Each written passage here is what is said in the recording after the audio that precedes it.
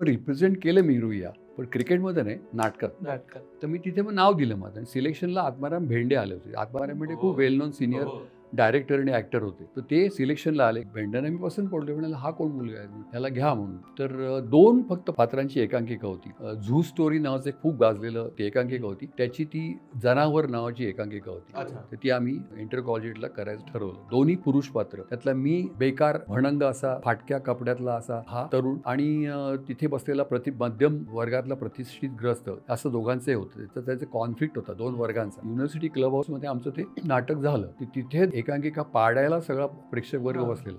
पहिलं वाक्य त्याला मला अजून आठवतं, इतकी वर्ष झाली त्याला. हॅलो, मी राणीच्या बागेतून आलोय, असं मी पहिलं वाक्य बोललो. तर तेवढं मोठ्याने ओरडलं कोणतरी बाग, तिथलाच वाटतोय असं बोललो. प्रचंड हशा. मला म्हटलं बोंबलं सगळं, आता हे पडणार एकांकिका. तर मग मी ठरवलं काय शक्ती आली माहिती, म्हटले नेटाने करूया, पडली तर पडली आहे. नवल म्हणजे काही एक 5-7 मिनिटानंतर शांत झाली मुलं, ती सगळी टार्गेट पोरं, आणि ते ऐकायला लागली. आणि नंतर मग सगळं ते चढत गेली एकांकिका ती, आणि मग पडलो मी. टाळ्या पडल्या सगळे, मी तसा पडून राहिलो असा. तर ती घाईघाईने पुढच्या एकांकिकेची नेपथ्य लावणं सुरू झालं.